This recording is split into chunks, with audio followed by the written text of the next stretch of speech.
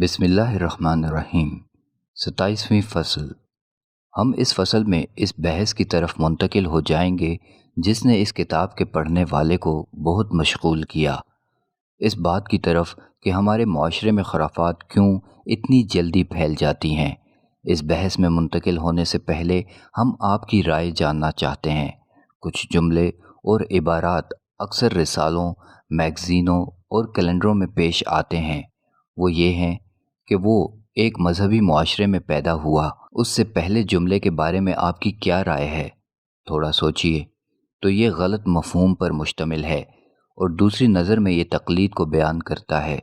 جس طرح جانتے ہیں کہ اللہ ایمان میں تقلید پسند نہیں کرتا، یہ جملہ اس بات کو واضح کرتا ہے کہ ایک شخص نے ایمان اپنے خاندان سے وراثت میں لیا اور وہ علم اور فقہ کے اعلیٰ درجے پر جا پہنچا، تو اس کی اس جہت کی علم اور دین میں کوئی اہمیت نہیں، کیونکہ اس کے ایمان کی بنیاد تقلید پر تھی۔ اگرچہ وہ شخص کوئی مرشد یا گمراہ کرنے والا امام ہو، ہمارا مجتمع ترقی کی طرف گامزن ہے، اس کے باوجود ہم توقع نہیں کر سکتے کہ ہر شخص ان تشخصات تک پہنچے گا جس کو وہ اپنی زندگی میں چاہتا ہے۔ اس لیے یہ چیزیں معاشرے میں بٹیں گی، ہر شخص اپنے تخصص کے مطابق ہی ان کی خدمت کرے گا۔ جیسا کہ معاشرے کے کچھ لوگ ڈاکٹر اور کچھ انجینئر ہوتے ہیں اور کچھ حوزوں میں داخل ہوتے ہیں، تو سب لوگ ان پر ان کے فن کے اعتبار سے اعتماد کرتے ہیں۔ ایک ہی گروہ ہے جو لوگوں کو دھوکہ دیتا ہے اور اپنے تخصص سے نکل کر کچھ مناسب تک پہنچتا ہے اور فرعون کا سا حکم کرنے لگتا ہے، اور دوسرے سب گروہوں کو کمزور کرتا ہے، اس حیثیت سے کہ وہ دیندار ہیں اور مال و دولت دین میں اس کی ترقی کے لیے ضروری ہے، اور یہ چیزیں تاریخ میں بہت بار پیش آئی ہیں، تو یہ کوئی نئی بات نہیں۔ قرآن میں ہے، اتخذوا احبارهم ورهبانهم اربابا من دون الله والمسيح ابن مريم وما امروا الا ليعبدوا الها واحدا لا الہ الا هو سبحانہ عما یشرکون۔ سورہ توبہ آیت 31۔ انہوں نے اپنے عالموں اور درویشوں کو اللہ کے سوا خدا بنا لیا ہے اور مسیح مریم کے بیٹے کو بھی، حالانکہ انہیں حکم یہی ہوا تھا کہ ایک اللہ کے سوا کسی کی عبادت نہ کریں، اس کے سوا کوئی معبود نہیں، وہ ان لوگوں کے شریک مقرر کرنے سے پاک ہے۔ عدی بن حاتم سے روایت ہے کہ ایک شخص نبی کے پاس آیا، اس کے گلے میں سونے کی سلیب تھی اور وہ یہ آیت پڑھ رہا تھا، تو عادی نے کہا کہ یہ لوگ ان کی عبادت نہیں کرتے، تو نبی نے فرمایا یہ وہ ہیں جنہوں نے حلال کو حرام اور حرام کو حلال کیا اور ان کی قوم نے ان کی اتباع کی، گویا وہ اپنے آپ کی پوجا کرتے ہیں۔ اس عبادت میں لوگ خود جواب دہ ہوں گے، کیونکہ وہ ایک ایسے طاغیوں کی عزت کرتے ہیں اور ان کے حکم کی پیروی کرتے ہیں اور اللہ کے ساتھ شریک ٹھہراتے ہیں۔ یہ چیز جو آج ہمارے ہاں پھیلی ہے یہ یہودیوں میں تھی، اور یہ کوئی نئی چیز نہیں۔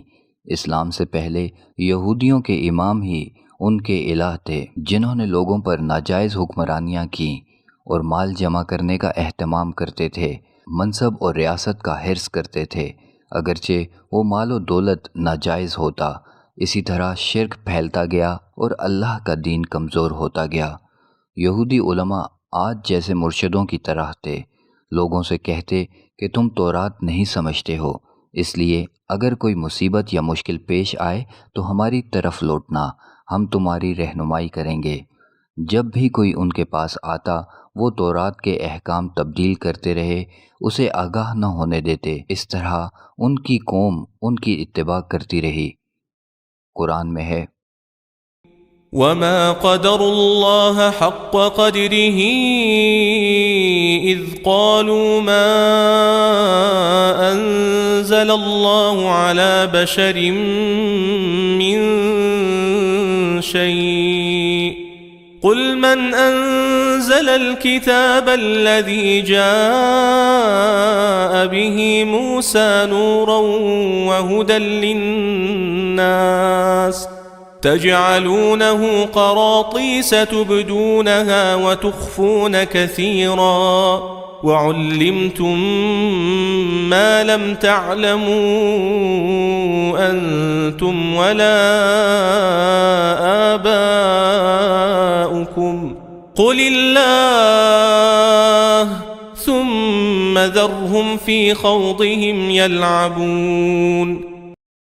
سورہ انعام آیت 91۔ اور انہوں نے اللہ کو صحیح طور پر نہیں پہچانا جب انہوں نے کہا کہ اللہ نے کسی انسان پر کوئی چیز نہیں اتاری۔ ان سے کہہ دو وہ کتاب جو موسیٰ لے کر آئے تھے وہ کس نے اتاری تھی، جو لوگوں کے واسطے روشنی اور ہدایت تھی، جسے تم نے ورق کر کے دکھلایا اور بہت سی باتوں کو چھپا رکھا، اور تمہیں وہ چیزیں سکھائی جنہیں تم اور تمہارے باپ دادا نہیں جانتے تھے، تو کہہ دو اللہ ہی نے اتاری تھی، پھر انہیں چھوڑ دو کہ اپنی بحث میں کھیلتے رہیں۔ موسیٰ کی قوم یہ دلیل دے گی کہ تورات ان کے امراء اور حکمرانوں کے پاس تھی اور ہماری قوم کے پاس پوری طرح نہ دی، تو ہم اللہ کو کیا پیش کریں گے؟ لیکن قرآن تو ہمارے ہاتھوں اور گھروں میں ہے، لیکن ہم اس کو پڑھتے ہی نہیں۔ جس طرح کہ فارسی میں ایک مثال ہے کہ جو ہمیشہ دنیا میں احمق رہا تو وہ ایمان میں بھی فقیر مرا۔ جب تک لوگ غور و فکر کی قدرت پیدا نہ کریں گے تو معاشرے میں کوئی تبدیلی نہ آئے گی۔ قرآن میں ہے له معقبات من بين يديه ومن خلفه يحفظونه من أمر الله إن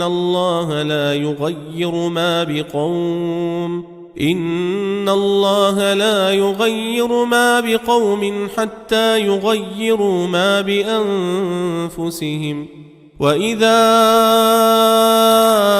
أَرَادَ اللَّهُ بِقَوْمٍ سُوءًا فَلَا مَرَدَّ لَهُ وَمَا لَهُم مِّن دُونِهِ مِن وَالٍ هُوَ الَّذِي يُرِيكُمُ الْبَرْقَ خَوْفًا وَطَمَعًا وَيُنشِئُ السَّحَابَ الثِّقَالَ۔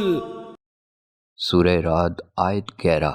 ہر شخص کی حفاظت کے لیے کچھ فرشتے ہیں، اس کے آگے اور پیچھے اللہ کے حکم سے اس کی نگہبانی کرتے ہیں۔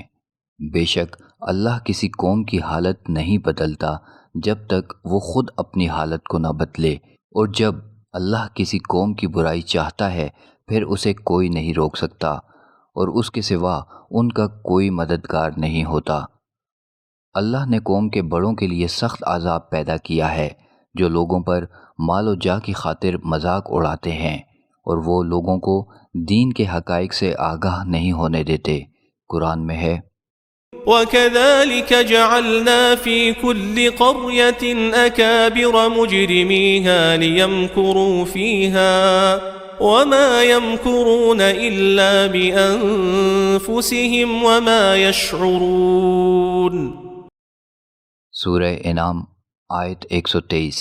اور اسی طرح ہر بستی میں ہم نے گنہگار کے سردار بنا دیے ہیں تاکہ وہاں اپنے مکر و فریب کا جال پھیلائیں، حالانکہ وہ اپنے فریب کے جال میں آپ پھنستے ہیں مگر وہ سمجھتے نہیں۔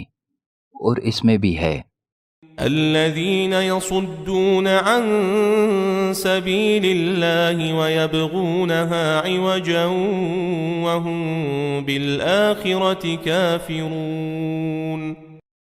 سورہ اعراف آیت 45۔ جو خدا کی راہ سے روکتے اور اس میں کجی ڈھونڈتے اور آخرت سے انکار کرتے تھے۔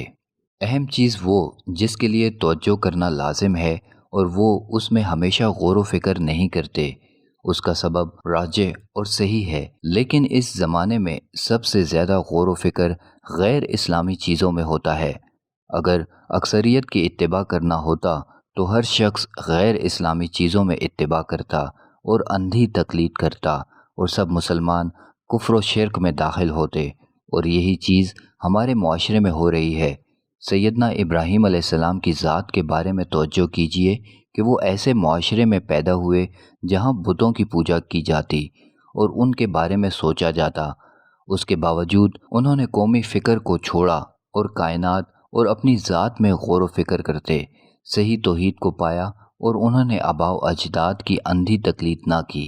اللہ نے قرآن میں اپنے ہر بندے کے لیے ارشاد فرمایا، وَلَا تَقْفُ مَا لَيْسَ لَكَ بِهِ عِلْمٌ إِنَّ السَّمْعَ وَالْبَصَرَ وَالْفُؤَادَ كُلُّ أُولَئِكَ كَانَ عَنْهُ مَسْئُولًا وَلَا تَمْشِ فِي الْأَرْضِ مَرَحًا إِنَّكَ لَن تَخْرِقَ الْأَرْضَ وَلَن تَبْلُغَ الْجِبَالَ طُولًا۔ سورہ الاسراء آیت 36۔ اور جس بات کی تجھے خبر نہیں اس کے پیچھے نہ پڑ، بے شک کان اور آنکھ اور دل ہر ایک سے باز پرس ہوگی۔ جب لوگوں نے اپنے آپ اور دینی کاموں کو گمراہ مرشدوں کے حوالے کیا تو یہ چیز لوگوں کی ذات اور حقارت کا سبب بنی۔ جب بھی ہم نے دین اور عقیدے کے بارے میں بات کی تو وہ اس سے پہلے والے کلمے کو کہنے لگے کہ ہم پر لازم ہے کسی فقہ سے یہ چیز سنیں اور ایمان کے بارے میں مشورہ کریں۔ اسی طرح لوگوں نے ایمان اور فقہ کو غلط ملت کر دیا۔ جب سیدنا بلال نے قرآن کی 2 آیتیں سنی تو وہ صحیح توحید تک جا پہنچے۔ جب ہم دین کے پہلے رکن یا دروازے کے بارے میں بات کریں جو کہ واجب ہے، وہ ایمان اور عقیدے سے ہے۔ اس میں تقلید اور دوسروں کے فقہ کا کوئی دخل نہیں۔ تھوڑا پانی، برکت والا پانی، فرض کفایہ، اس سے مرشد فلسفانہ مفاہیم کے بارے میں لوگوں کو دھوکہ دیتے ہیں۔ واجب الوجوب، ممکن الوجوب، وحدت الوجوب، حرکت الجوہری، ان چیزوں میں قرآن کا دور کدھر ہے اور غور و فکر کا وظیفہ کہاں ہے؟ یونانی فلسفہ کی بہت لوگوں نے عرصہ دراز تک تقلید کی، شرق سے غرب تک۔ جب قرآن نازل ہوا تو اس کی روشنی شرق سے غرب تک پھیل گئی اور اس کے مفاہیم آسان تھے اس مشکل مفاہیم سے جن میں بہت ہیر و پھیر ہیں۔ جب قرآن نے واضح دلائل پر اعتماد کیا، جس طرح کائنات اور ذات میں غور و فکر ہے اور قرآن سب لوگوں کے ہاتھ میں ہے، کسی خاص گروہ کے لیے نہیں، اور نبی نے فلسفے کی تعلیم نہ دی تھی بلکہ اسلام کی تعلیم دی تھی۔ آسان اور واضح منہج پر اکثر صحابہ ان پڑھ اور مختلف ممالک سے تھے، ان کے باوجود بھی انہوں نے اسلام کو سمجھا اور ایمان لائے اور اللہ کے کلمے کی بلندی کے لیے جہاد کیا۔ آخری وصیت، یہ نسل گزشتہ نسلوں سے بہتر ہے۔ سوچ و فکر کے اعتبار سے، علم و ثقافت کے زیادہ ہونے کی وجہ سے، اور سب لوگ ڈیموکریٹ معاشرے میں رہتے ہیں، اور یہ نسل غور و فکر میں اس نتیجے تک پہنچی ہے کہ آخرت کی کامیابی صرف ایک ہی قانون کے ذریعے ہو سکتی ہے جو اللہ کا قانون ہے۔ اس پر ایمان رکھنا بغیر شرک کے اور نیک کام کرنا جیسے نماز، روزہ، اور یہ کامیابی محنت و جد و جہد سے حاصل ہوگی۔ اور دوسرے قانون معاشرے میں آسان ہے جو معاشی اور نجی زندگی کا ہے، جس میں ایمان کا کھو جانا ہے۔ اس لیے ہم سب گناہوں سے پاکیزگی حاصل کر سکتے ہیں۔ صرف ایک ہی مہینہ محرم میں تعزیت کے جمع غفیر کے ذریعے سر اور سینے پیٹ کر اور رو دھو کر تو بہتر یہی ہے کہ ہم زیادہ غور و فکر کریں اور ہر شخص اپنے صحیح مرجع کی طرف لوٹے جو کہ عقیدہ ہے اور اللہ کے احکام پر یقین رکھنا ہے، اور اس مرحلے تک پہنچنے جس میں اس کا خالق راضی ہو جائے اور وہ خود بھی مطمئن ہو اور اللہ پر بھروسہ کرے، اپنے عقائد کو سب خرافات سے پاک کرے۔ کیا ہم اس مرحلے تک پہنچے ہیں؟ منتخب آیت۔ وَلَقَدْ صَرَّفْنَا فِي هَذَا الْقُرْآنِ لِلنَّاسِ مِنْ كُلِّ مَثَلٍ وَكَانَ الْإِنسَانُ أَكْثَرَ شَيْءٍ جَدَلًا۔ سورہ کہف آیت 54۔ اور البتہ تحقیق ہم نے اس قرآن میں ان لوگوں کے لیے ہر ایک مثال کو کئی طرح سے بیان کیا، اور انسان بڑا ہی جھگڑالو ہے۔